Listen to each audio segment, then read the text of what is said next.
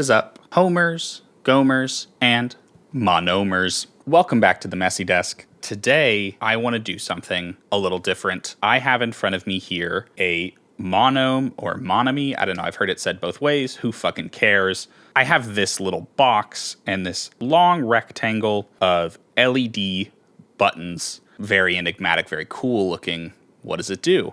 Well, without going into too much detail, because I assume if you're here, you either know cursorily what these products are, or you're just curious.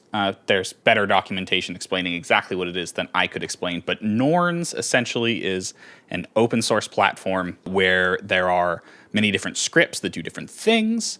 And some of them are loopers. A lot of them are loopers, which I love. Some of them are synthesizers. Some of them are effects. It's very cool. It's kind of like an open source OP1. Very neat.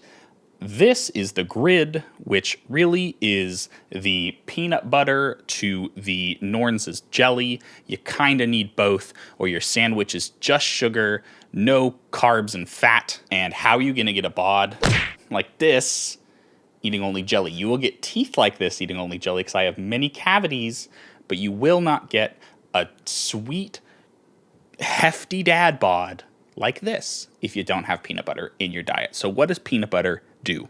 Well, in this scenario, I want to talk about a very particular script, and it's kind of the oldest script in the Norns canon, as it were, and it's called MLR.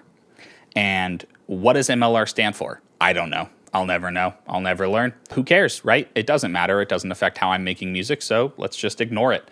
What it is, essentially, is 6 live buffers that you can record into on the fly and do some wiggly nonsense to. You probably are having trouble seeing on the screen here because this DIY version of Norns does not lend itself particularly well to the screen, as it were. The screen being the screen that you're watching on, not its screen. Anyway, there's some information here about the volume, the speed modification, so if there's any kind of warbliness going on, or what speed the clip is playing at, and then record level and overdub. So what we're really only concerned about is the volume and the overdub, because the overdub is what lets you loop, essentially. So in the beginning of that clip, in the beginning of this video, I played a short clip of just me noodling around in MLR. And that's kind of all I do with this script. It is a happy accident machine. You just noodle and you get oodles of good songs. Or at the very least, you get oodles of good ambient texture to use for a more comprehensive track sometime in the future. So how does it work? How can we hop into it and start making music right away? I have the digatone here coming into the Norns so that I have a sound source, because you need, obviously, a looper does nothing if you are not looping something into it. So I have the digatone here just because it's nice and easy and quick, and what I had closest to me, a very common kind of meme pair, is OP1 and Norns. But today we're going to do digatone and Norns because I'm not like other girls. So what do? Well, we have a couple pages here. So this page is sort of like a home page where you can see all 6 of your clips. If there's more than 6, I'll eat my words, but I think it's just 6. And if you tap down here, this is essentially selecting each track. So track 1, 2, 3, 4, and so on. These lines here are displaying 2 things. The far right line here, or the middle right, I guess if you consider this here, we'll get to that in a minute, is playback speed. And so you can go down pretty damn slow and up pretty ridiculously fast. And there's a little trick you can do with playback speed that I will talk about in a second. And then here is just a toggle, and what it's toggling is playback direction. So reverse or frontwards. It's the opposite of reverse. Forward, maybe? My brain hurts today. I don't know if you've noticed by the various accoutrements in front of me here, but we recently got a puppy. His name is Link. He's the savior of the world. He's an ugly son of a gun, and I love him so much. But if you've ever had a puppy, you know that it's kind of like having a newborn baby. I have been up since 2 this morning, just kind of vibing with little man, making sure he doesn't take steamy dukes on my carpet, mostly succeeding at that. So forgive me if I am extra rambly or extra all over the place today, because my brain is a big old Bowling for Soup CD. So anyway, playback speed, reverse on and off toggle. What is this far right line here? Very simple. This far right line is whether the clip is playing or not. It's the play and stop button. Super simple. Far left here is whether or not they're recording. And it's worth noting it's really easy to get tripped up. If I hit record here, it does not leap the focus to track 1. I really wish it did, because oftentimes I'll hit record and I'll think that I'm looking at track 1, but I'll not know that I'm messing with the parameters of track 4, because this is what I'm focusing on for some reason, and it gets confusing and messes up. So you can toggle the record on and off here. And so you got record, it'll start playing automatically, but you can turn it off if you want to. Playback speed, reverse toggle on and off. But there are more pages. You notice this glowy button up here. If I click here, it's just, there's nothing, right? I think I broke it. You didn't. You didn't break it. And if you did, I would forgive you, because we all make mistakes. This is kind of weird. This took me some getting used to, and I still don't like it. It's still like a little cumbersome to me, but you need to open the buffer, basically. So if I hit play, you see this starts moving. So track 1's buffer has been opened. And similarly, if I do it all through here, you can see that these have been opened. And you can see that they are totally asynchronous, which can be good if you're trying to do weird kind of developing generative ambient stuff. Not great if you want to do rhythmic stuff, but I don't. I have no rhythm. I'm incredibly white. So I go full Brian Eno and just make ambient music. You know? Hello, Editing Octodad here. As I'm watching this in editing, I'm realizing that I omitted a crucial feature of this screen, which is that once you've recorded something and the loop is playing, you can dynamically change the loop length on the fly. All you need to do is hold down one pad and click another pad, and it'll automatically clip the loop region to that area, which is super cool for on-the-fly manipulation of loop lengths. It's not something I've delved super deep into, which probably exposes why I completely forgot to mention it, but it's definitely a feature worth knowing about if you're going to use this script, so forgive me for omitting something so crucial. I'm going to let the uglier, dumber me get back to this. Enjoy. Anyway, so I'm going to come over here, and you can see that they've all been played now. They're all playing. I'm going to turn them off. Focus on track 1 here. If I hit play, we'll go back, and you can see I'm changing screens here. So I'm on the second screen. You can see it playing. And so what's happening now is that it's waiting for an audio input. It's waiting for you to record something, basically. It's like hitting record on your DAW, and it's a short loop, and it's waiting for something to happen. So let's record something and see what happens. I am going to first just record something, and we'll see what we hear. So I'm not recording yet. Let's make sure we have sound. Ooh. Very nice. I'm going to turn that down just a hair. Okay, so let's record.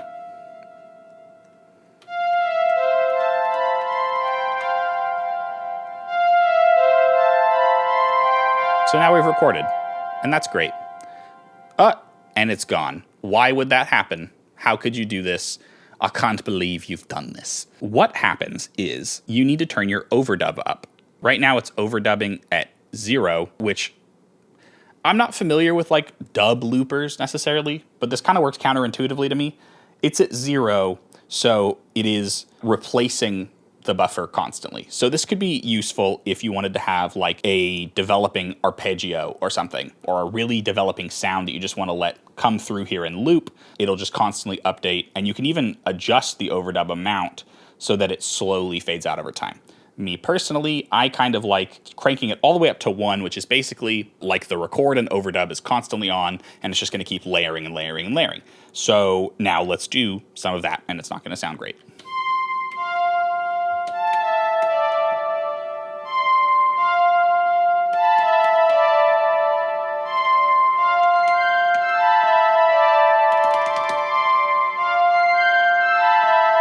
Yeah, yeah. Okay, so What I just did there is a quick trick to clear the buffer. There is no clear buffer button, kind of annoying, but if you turn overdub back down to 0, so it's just replacing, and then crank up the speed really fast, it'll record really, really fast, and your shit will go away. So that's wonderful, great, and perfect. Now, if you noticed there, I did not record for very long before it looped. You can see it's looping pretty quickly, and we may not want that. We may want more space to record our loop. And if you're okay with sacrificing some of the lower playback speeds, you can increase the length of your loop. Like I said, this is playback speed, but since the buffer is kind of weirdly detached from what the recording is, I can slow it way down. And so the buffer just moves at that speed now. And so if I record,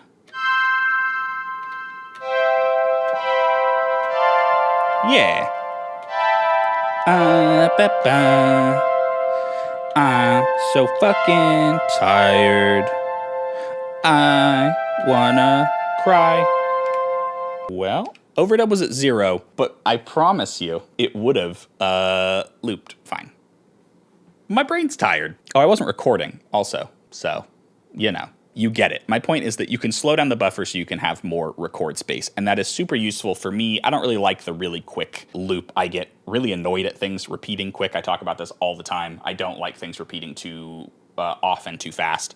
It grates on me very quickly. So I typically set the speed of almost every buffer to here to start in terms of just recording, because it just gives me a little bit more room to work. That's kind of it in terms of the very basic stuff. And you might wonder why I like this so much, and I can't rationally explain why. And that's kind of why I wanted to showcase this thing, is that almost every time I use this thing, I'm pleasantly surprised. It's a happy accident machine. It takes literal garbage shit that I throw into it and in some way manages to make me go, oh, that's kind of nice. And I really can't emphasize enough how great that is when you're trying to make music, especially when you don't have much time to make music.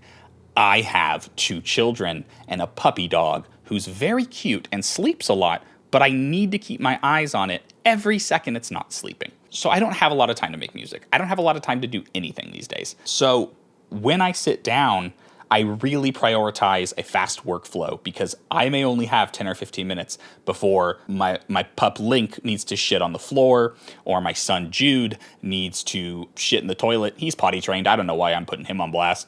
My son Jude needs like a meal or something. Why can't he learn to cook, right? The audacity of a child demanding to be fed. Kind of oppressive on me, you know? Rude of him to be born. I don't have much time, so I like to work quickly and be surprised from very little input on my part. I don't like doing a lot of work. We've been over this a lot in my videos.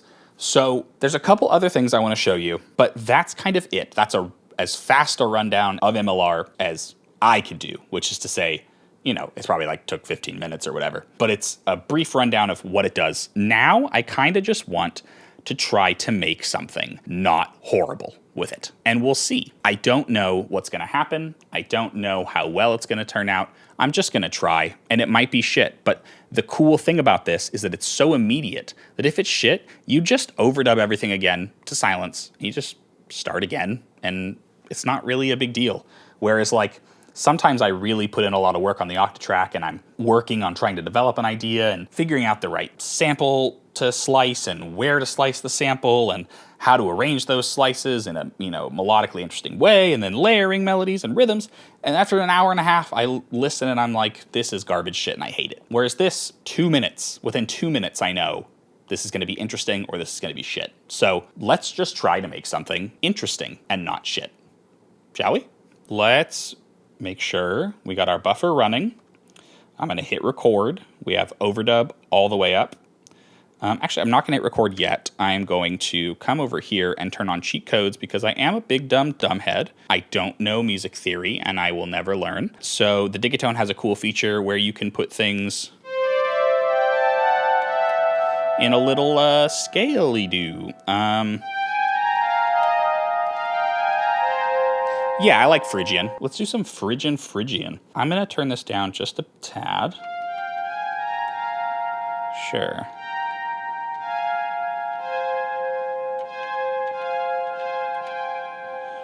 Okay, so I'm going to hit record. I'm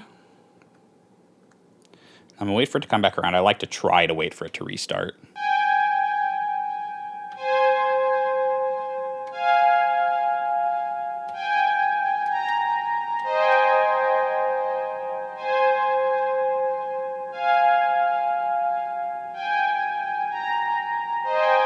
Okay, so that's something. So let's turn off recording here, come to track 2, turn overdub up, make sure our buffer is moving. We can see it moving in a opposite direction here. Before I start recording, I'm gonna come here, go to Phrygian.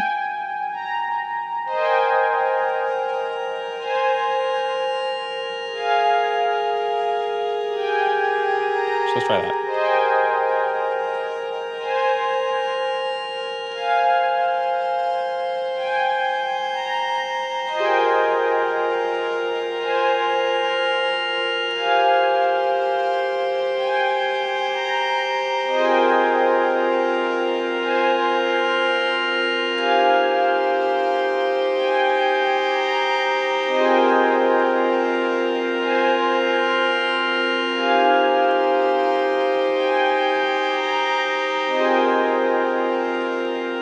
And see, that's what I mean.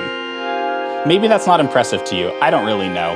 But for me, that's very pleasing and required very little work on my part. Something about the input being live and always moving just kind of forces me to not think and just try things. And if it doesn't work, we just toss it and we try again. So this is nice. Something that we could do is try messing with the speed. So let's see, maybe half speeding this.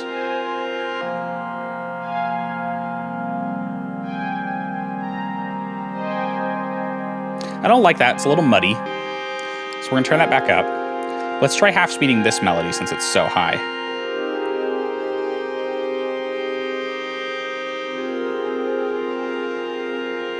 Turn it up a little bit. Or rather, we could turn this down.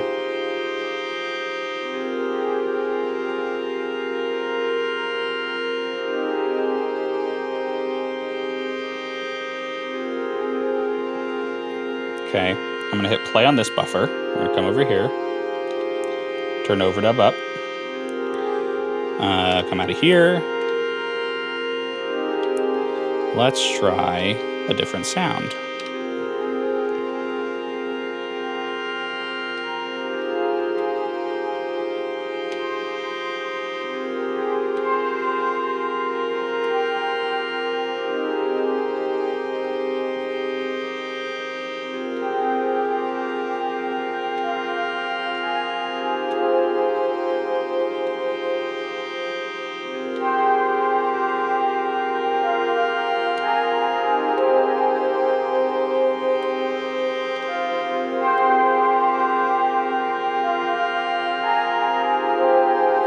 Okay, so this is something I want to try reversing.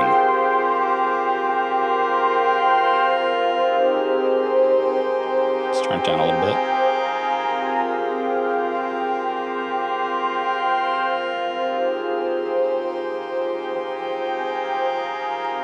This is nice. This is nice. I sound like I sound like a wife who's unhappy in her marriage and she's at like a date at like a fucking Outback Steakhouse, and like, you know, she didn't want to go to the Outback Steakhouse. You know, she wanted to go to like at least Red Lobster, Tim, but you took me to fucking Outback Steakhouse. I'm a vegetarian, dude. We've been married 25 years and you can't remember that shit. What am I gonna eat? Potatoes at the Outback Steakhouse? Some fucking grits? Steve, I don't remember the name I gave you. And she's like, this is nice. It's nice, right? Like, she's trying to will it into being nice. I do genuinely think this is okay. It's better than I thought it would be, and that's a victory. So, crazy rant aside, this is nice. The fun thing about MLR is that now that we have this going, we can manipulate these things on the fly.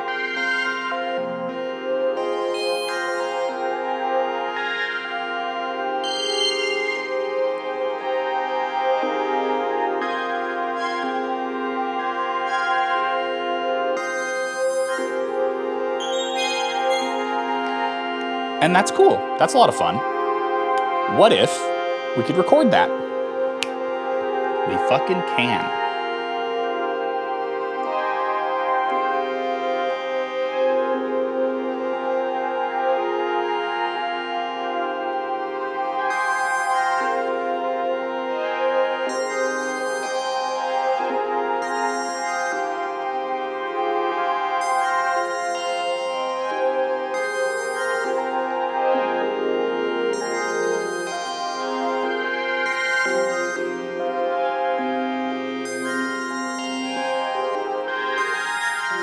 Okay, what if I decide that sucks and I hate it? Because it does, and I kind of do.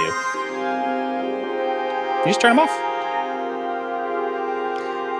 One thing is that it doesn't remember where they were. It'll just turn it off.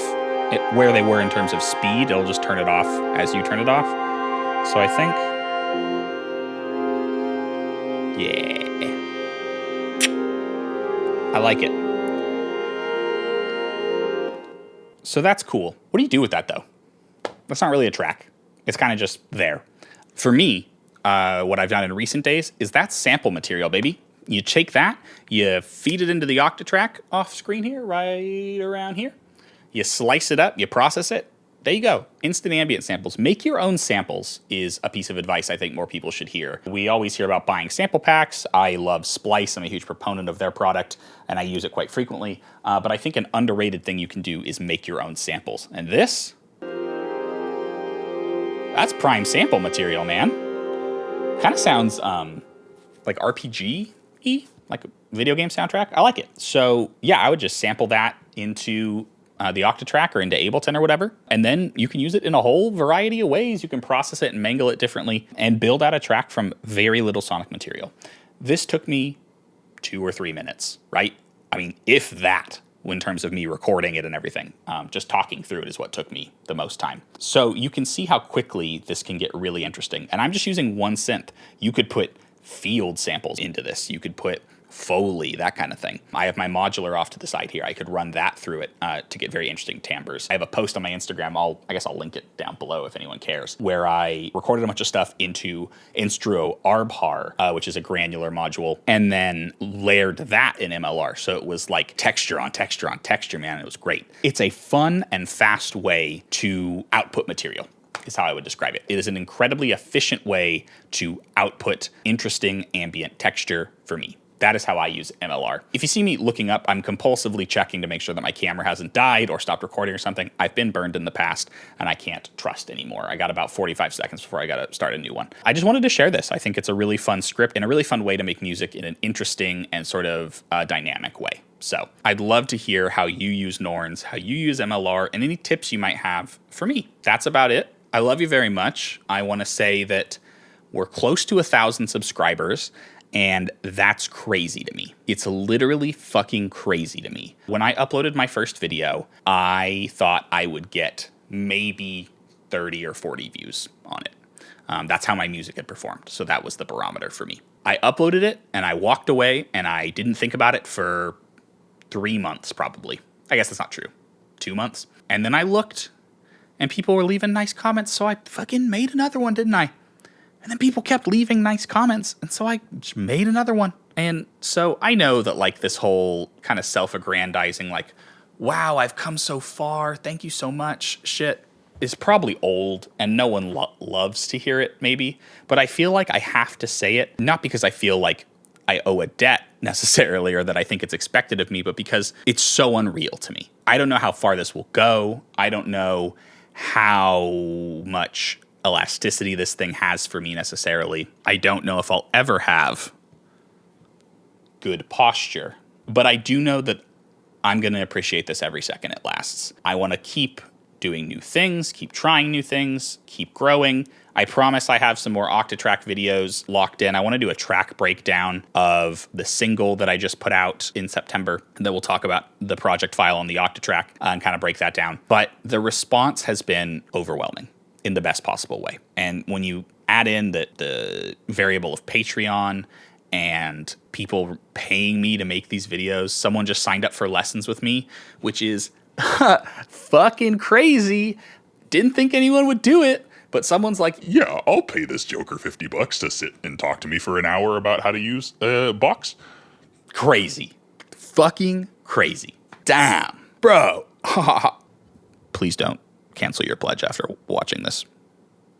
Thank you. Yeah, so I don't really know what the purpose of this is other than to say thank you so much for subscribing, for watching, for giving a shit, because it's really, really given me an outlet and a sort of therapeutic escape from the everyday hell that is living in the United States during a global pandemic.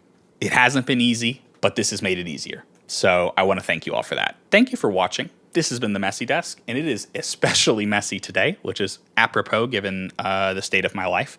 I love you very much. Editing Octodad's going to swoop in here to save the day and thank all my wonderful, beautiful patrons. I will see you guys next week at the same time, same place, right here in my messy house. Anyway, I don't fucking know. I'll see you guys later. Bing! Hello, it's your Editing Octodad. I want to keep this pretty quick since I sort of blabbered on through what was supposed to be a fairly short video. As I mentioned, my brain is mucho frido from taking care of my little baby puppy. I want to thank my gorgeous, sexy, OnlyFans having, barrier breaking, glass ceiling shattering, boundary redefining patrons. And we got a few new ones this month, so really awesome. Thank you guys so much for joining us. I want to thank Mark, a good friend of mine. I want to thank Colin, who just signed up for lessons with me. Colin, you're really in for it, bud. I hope you're ready. Tony, RA, 16am, Toby, Connor, Johan, Patrick, Niels, Ian, Matthew, Vasily, Null Style, Ghost, Boner, Andrew, and finally, Da Belle of Da Ball, the tallest of them all, my 8-foot tall, 200 pounds of pure matronly muscle, my mom. Thank you, Mom, not just for raising me to be a respectful boy, but for also teaching me how to suplex a motherfucker off the top rope. Professional wrestling wouldn't be anything without your contribution to the craft. I love you. Hope you guys dug the video. I really love Norns. I really love Grid. And I want to do more videos on it, so I'm hoping that this drums up some interest, but if not, fuck it, whatever, man. I'm just gonna keep doing what I want to do. I don't need you, except I really do need you. Please keep watching. Thank you so much. I think that's it. Just gonna keep it short, sweet, like a little Oompa Loompa. Don't endorse eating Oompa Loompas. They're as much a person as anybody else, and their treatment in the Willy Wonka factory was shameful and a stain on European history. So anyway, I love you all more than Willy Wonka loves all the candy in his factory, more than Augustus Gloop loves eating all the candy in that factory, and more than Grandpa Joe loves being a fucking useless stain on poor Charlie's life. Grandpa Joe, you find no fans here. Drop a I hate Grandpa Joe in the comments for me. I'm Daniel. This is The Messy Desk. Thank you so much for watching. I will see you guys next week.